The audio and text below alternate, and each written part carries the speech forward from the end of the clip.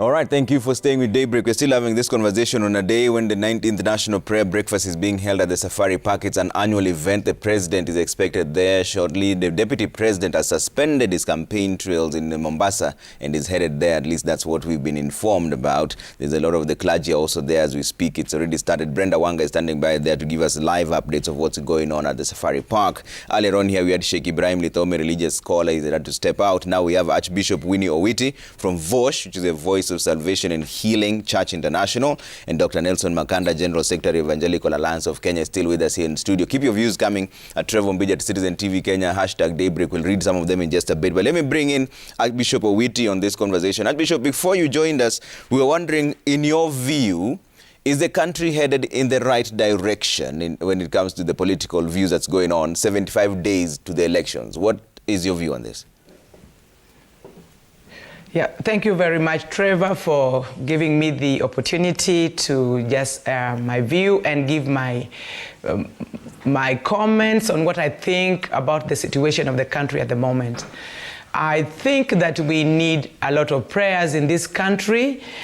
We have 75 days to go, but we really need the Lord to give us direction in Kenya at the moment. And I'm so grateful that the Kenyans can come together today to pray for the smooth transition of the next government that is coming in place in the next 75 days. I think that we need peace as we add into the word transition, so that even as the conversation has been going on, the words of the people who are aspiring to be leaders will help this country, because if they don't watch their words, it is not going to be very good.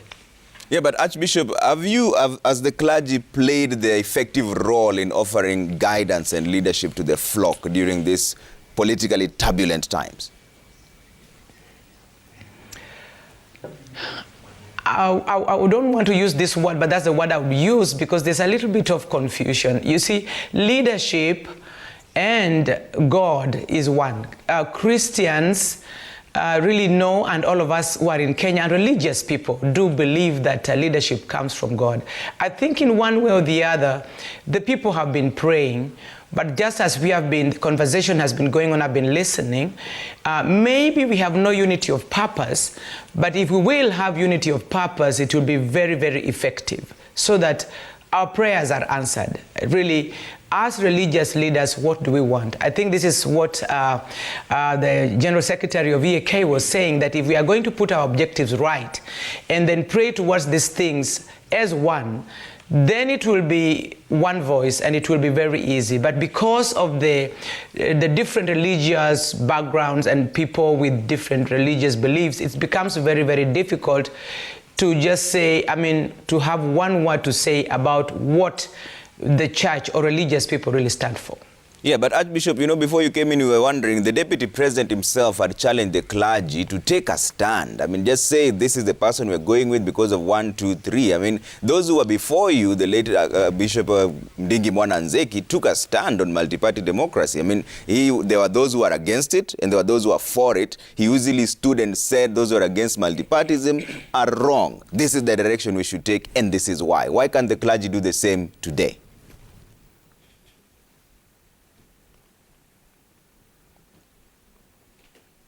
Archbishop? All right, we seem to be having a bit of a technical challenge there with Archbishop. Let's see what you're saying online. Yeah, there's a lot of feedback coming through, and Dr. Makanda is still with me here in the studio. Let's see what you're saying at Trevor Mbija at Citizen TV Kenya. Use the hashtag Daybreak. Let's read some of them now. Chalo Woodrozy says, it is worrying that the men and women of God are now politicking than praying for the faithfuls. Money politicians are giving whenever they visit churches has ruined the spiritual reasoning of the church leaders. Let leaders respect God throughout and not only today. In fact, let's hold that thought right there. Makanda, I'd like you to respond to this. Is this where the problem begins? Money and church? It's very hard to know whether Chalo Ward Rossi is a male or a female. But yes, as he talks about money being given to churches and perhaps compromising. I do not think that clergy have been compromised by money. The voice of clergy is still out there. It's very loud. You have just brought the voice of His Grace the Archbishop Anthony Muheria. You will hear the voice of our Archbishop of the Anglican Church, Sapit. You will hear the voice of our chairman, Bishop David Oginde, and you have heard our voices. It's perhaps people having who are older having a historical nostalgia. And I've heard you mention about Ndingi and perhaps those who are of those days. We were operating in those days in a situation where we had one-party state, limited choice, freedom of choice was not there, suppression of media. I can remember the chairman of Madhu Pepper, who is now the chairman of Royal Media Services, being harassed by the state just for wanting to set up a media station. And he actually came for a shelter at the National Council of Churches of Kenya at that time. So we had the space to be able to rebuke and to speak directly because the evils were so obvious and we could apportion them to President Moi. It was straight. But in a state where, one, you have space to be able to even meet the president and talk to him, but you have a freedom of expression, we have in many occasions rebuked corruption. In many occasions, we have spoken against ethnic balkanization of this country. In many cases, we have rebuked against people who use vulgar language. And so in terms of confronting social evils, I think the clergy have done their bit. But let's not condemn the clergy because politicians have come to church and have given to God. When they come to worship. But yes, there may be one or two amongst the clergy community whose pursuit is money. Okay. But it's to ask our members, Kenyans, why do you go to follow a clergy like those when there are many clergy who are doing what is right? Shun clergy who pursue selfish gain and want to lead this country to the wrong places. They want to lead us to worship politicians because of their money. Let's shun those type of clergy. And we have rebuked some within our fold in the evangelical community. All right. Yes. Let's bring in some of the feedback that's still coming there as we still look for Archbishop Winnie Owiti. As soon as she joins us back, we'll have that conversation with her. Abere Jacob says, as a country, our four founding fathers made a covenant when we attained independence, our national anthem and our diversities. As Samuel in the Bible, his son started going astray. So as our leadership today, it is time to recompass our destiny. Okay. Wow. Well said. Engineer Lazaro says, the time religious leaders should rise above petty politics and unite the nation under one God. Leaders should be advised not to divide the nation along tribal lines just because of politics. Okay? Wonderful, wonderful. LJ Sindani says, prayer goes hand in hand with our choices and what we do as faithfuls. God created man in his likeness and image, giving us the free will to make choices. We cannot therefore pray for good political choices when our actions speak to the opposite. Okay? Omwando Vickery says the church must take its rightful place in calling out money launderers, plunderers of the public resources, and wash individuals who are soiling the water surface from which the society ought to drink. Money and prosperity gospel should be rooted out. Wow. Okay? Wow. Amos Koech says clergy haven't played their role when it comes to guiding the flock, especially in this political season. You sometimes find those who call themselves Christians involved in heckling a leader. This isn't good. Most churches prioritize politics in church instead of teaching the people to be good followers of Christ because they expect to get money from these leaders. Okay? The Night Nurse #1 says Kenyans have mastered the tendency of being closer to church but far from God. They use the pulpit for political rhetoric as their money silences the clergy from calling them out. If true to Christianity, then corruption bedeviling us wouldn't be so entrenched. Wow. Okay? And Dr. Makanda, you know, earlier on we were talking about institutions and you're the one who brought it up and we've spoken about the church. Let's talk about the other institutions that Sheikh Lidhome was saying some of them have been weaponized to fight in the fight against corruption. Do you see that as well? Because you mentioned that these institutions are our only solution to ensuring the country is heading in the right direction. But some of them we've seen, at least the top leadership of some of them, speaking in political terms. Allow me to first begin by responding to Koech, to ask him to follow the right clergy. Follow Bishop Oginde, follow myself, follow Anthony Muheria, follow Bishop Sapit, and just read the type of comments and sermons that we have given out there to help shape this discourse, so that then you are in tune with what we have done. But then saying, yes, it's true. One, I'll begin by saying, the politicians want to instrumentalize all institutions in their favor. The politicians want to instrumentalize the church. And so the challenge that the Deputy President was giving to us, we make a decision. He wants to instrumentalize us so that then we come out overtly and say, you are our candidate. But yet he is not. I mean, he's a Kenyan candidate, just like any other. Christians might make decisions to elect him, but not based on the fact that he is a supra-Christian candidate, as it were. They want to instrumentalize judiciary so that then the decisions of the judiciary are not objective. And so the judiciary has to be sane. I mean, the judges have to be sane and say, we will not be intimidated. We will not be cowed. We will not take favors from government or from people. I mean, they want to instrumentalize the National Police Service. And here is where the main problem is, because we have denied the National Police Service independence of budget. And they have become now a subset of the Office of the President, Internal Security. And so you see the National Police sometimes acting in a manner as to show that they serve other people better than others. I mean, you have seen even state officers, permanent secretary, at least I saw, and you reported it, Trevor, issuing out a certificate of a political party to a candidate in this era. And incidentally, you read that news and did not make any commentary about it, that it was wrong. It's actually wrong. And so they are instrumentalizing state officers, permanent secretaries, cabinet secretaries. There will be corporation chairmen and CEOs.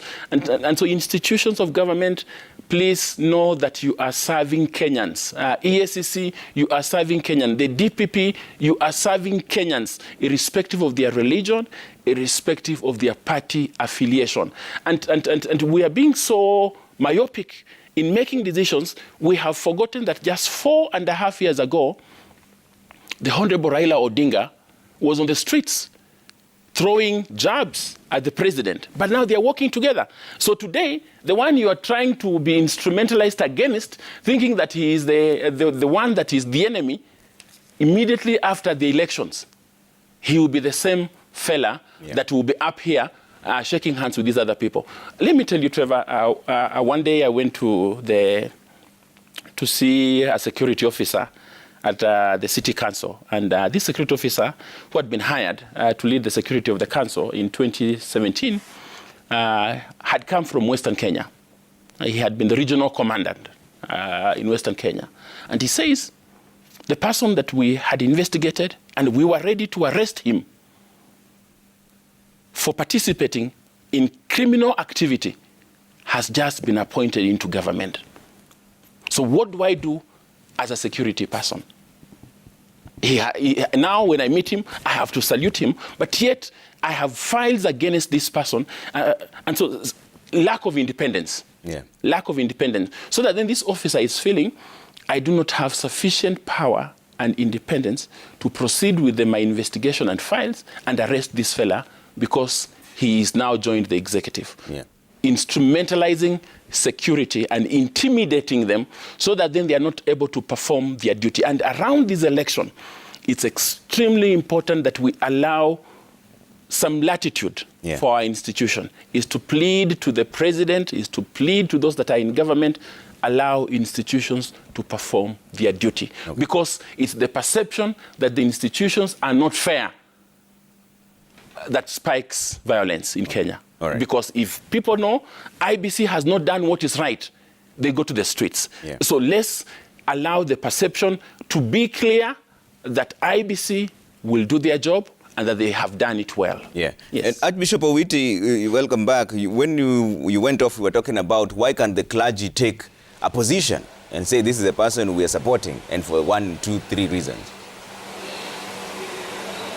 Yeah, thank you very much, Trevor, for allowing me to come back to the studio to give my views. I think the General Secretary of EAK has well said it, that our predecessors who have gone before us had the opportunity of talking because they were serving the Lord when Kenya had one party. But right now we are a multi-party country, and people have the freedom from different parties of vying into the position of presidency.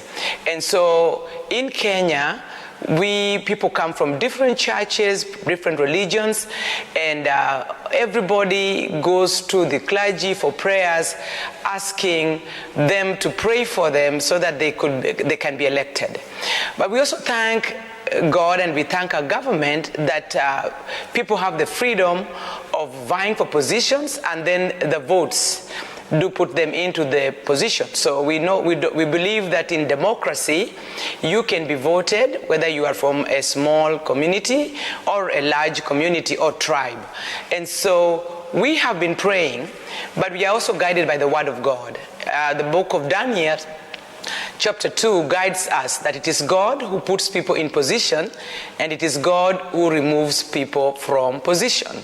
And so it is not very easy for the church to be partisan. I think that has been our very big problem as a church. If you become partisan, then the members of your church you may be having 4 or 5 parties in your church, then it becomes difficult as a clergy. I think that's why the church has not come forthright to say this is the person that we are rallying behind as a church. Yeah, but Archbishop, do you think the institutions have been abused, so to speak? Because that's what the other conversation we were having earlier on. The institutions that are meant to steer the country in the right direction, do you think they've been abused in one way or another? Yes, I think so. I think that there are things that we observed 5 years ago that we are going to ask the Lord to help us again as a church. And like you're saying, Trevor, I agree with you that the church needs to give people direction. There are things that are very clear that in every game must be followed. Just like a football game, politics is a game and it has the rules. And if people are not following those rules, then the referees are supposed to act. We are urging the IEBC to take their rightful position into guiding the politicians, so that those who are not doing their work as per the rule of the game should be held responsible. And that brings in the judiciary. They should be they should be charging the people who are not doing what they're supposed to do. And I know because of time, I also have to say that I've been observing the way people speak when they are addressing the wananchi. Some of their words are creating animosity. They are creating atmosphere of unrest in the country. And I think as clergy, that is our role, to say this is right and this is wrong. Because the word of God is truth, and truth will always remain, doesn't matter in which field it is being said. And so as clergy, we should come out forthright and rebuke or say this is wrong and this is right. Although these politicians are in the field, but it is our work to guide them using the Bible and also using the Constitution of the country. So there are things that these people are not supposed to do, and they should not do them. Yeah. So I think we will, as clergy, we will continue to play our role of bringing sanity, speaking about justice, and also helping the IEBC into making sure that the rules are adhered to, so that we go into the ballot box when we are sober, and that we know that whoever wins the game takes the lead. We are praying that Kenyans today, as they pray, they will pray for the peaceful transition in the next 75 days. Yeah, Archbishop, as we wind up on this conversation, what do you wish that Kenyans should focus on 75 days to the election? Where should our priority lie as a people now? Yeah. Number one, I want us to respect, or the Kenyans to respect one another. There are politicians who are campaigning to respect one another, and the Kenyans should be listening very carefully to what they are saying. What are these parties offering to us? You know, change is difficult, but change is as good as a rest. What is this change that Kenyans are looking for? This must be very, very clear in the agendas that are going forth, so that the Kenyans will vote in the people that are going to cause these changes that will change this country for the better. And we want them to respect one another so that they don't use abusive words. We want all the 42 to 43 tribes in Kenya to respect one another as we work together as one, as Kenyans. Let us look at things as Kenyans, so that when somebody who wants to be in position, be it a governor, the president, or a member of parliament, or an MCA, they should be people indeed that are of good integrity, and their records should be well. It is very important that we play this game using the rules of the games of the politics. And this we should be guided by the IEBC, and we will be helping them to make sure that we voice, so that the people could know that the people they are choosing to lead them are going to cause change, and that the transition is peaceful and there is no war after 75 days from today. When we do the elections, we want all the institutions, as our leader, the Secretary of EAK, say that all the institutions should play their role, knowing that they are serving Kenyans and Kenyans are watching and waiting, that we should have a peaceful transition. All right. We need a peaceful transition. All right. Thanks, Archbishop. And Dr. Makanda, let me come back to you. And it seems Malela here on Twitter somehow is speaking from what you had said earlier on, when you said that you went to see an officer who said that they have files but they can't do much, because he says that the clergy is preaching about grace. How come the guy who stole church offerings was jailed for 3 years? There was no grace then. When politicians steal billions, they are hugged in church. The challenge has to do with the prosecution, because the people who investigate and who prosecute, if they do not do a good job because they have been compromised, then you blame the institutions. It's because the fellow stealing the church offering did not have the capacity to bribe and to compromise, to instrumentalize the institutions, the prosecution and the investigation. But yet the ones who steal our money, and in billions, have capacity to bribe, to instrumentalize.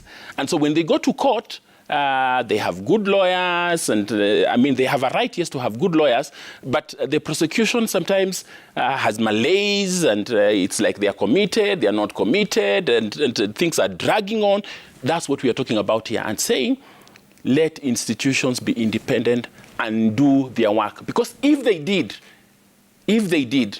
corruption in this country, we will fight impunity. Yeah. So I think just in terms of responding to him, that is extremely important and critical. Yeah, but yes. Where should our priorities lie now? 75 days to the elections. What should the people keep in mind as we head towards the ballot? How do they? It's like sifting the chaff from the wind. How do you do it? What is the guidance you'd give?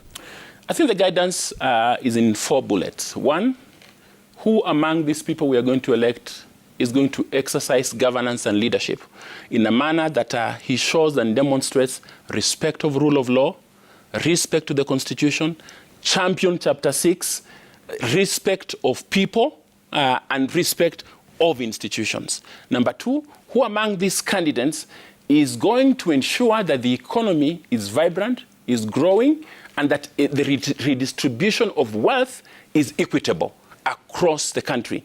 But then number 3, who among these candidates is going to ensure that service delivery is anchored and is focused on the individual, on people, so that then we do not have children who are not going to school for lack of school fees. We do not have people who are dying for lack of just Panadol in hospitals and gloves. Last December, Trevor, I had an unfortunate event of having an accident, and I carried the victim of the accident to the hospital, a public hospital in my constituency. and went to that level 3 hospital, and they asked me to go and buy gloves before they could attend to this patient. And so we are looking for leaders, a governor, a president who will anchor service delivery. Healthcare is extremely critical. But then a food security as a service. A leader who will ensure that there's no food rotting in Kinangop when people are dying of famine in Marsabit. So that then we are talking about governance, the economy, service delivery, but then finally, a leader of high morals and integrity. One who stands out, who will say what they will do, who will do what they say, who we can hold accountable to the promises that they have made. If we focus on those critical things, we will not be distracted by ethnicity, we will not be distracted by bribes and money, we will not be distracted by things that we fear. Yeah. But finally, allow me to say what we are doing in this process. We have made a decision that our critical clergy will follow these candidates in what we are calling Evangel Mediation Council. Listen to them every day when they're in the campaigns, call them back and ask them, that which you said, do you think is a good thing? Because I am your pastor. Pray with them and just encourage them to toe the right line. Yeah. And we have assigned clergy for all the candidates that you are seeing, especially the presidential candidates, just following them up to ensure that since I am your pastor, I can hold you accountable to what you say and what you do. I will pray for you in private, but I will also talk to you and read the word of God to you. But also, we are mobilizing resources to ensure that we engage the Kenyan citizen, especially the youth, to urge them not to withhold their vote. It is their right. They must go and exercise it. Withholding it, it means that they are choosing bad leaders. Okay. Yes. Archbishop, let's talk about integrity now, chapter 6 of the Constitution. And there's a general perception in Kenya that all these leaders are flawed in one way or another. What would you tell the young people listening this morning for them to choose the right leaders? What should they be keeping in mind? Considering we have an entire chapter on integrity, but people say that all these politicians are the same. Therefore, we're choosing a better evil, so to speak. Yeah, Trevi, this is a very important topic for Kenyans because we have lived in a nation with a lot of corruption. We have come to a place where we do not know who to trust and who not to trust because everybody is evil in one way or the other. And all of us are before God without being washed by the blood of Jesus. But I think the extent in which our political field is operating is very risky at the moment, especially for the young people.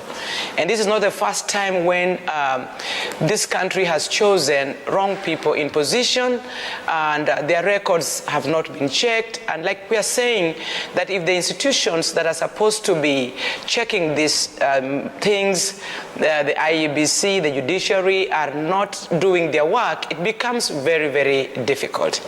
Because already when you are given a ticket to run in a position and you are guilty, you are not a man and a woman of integrity, what will the Kenyans do?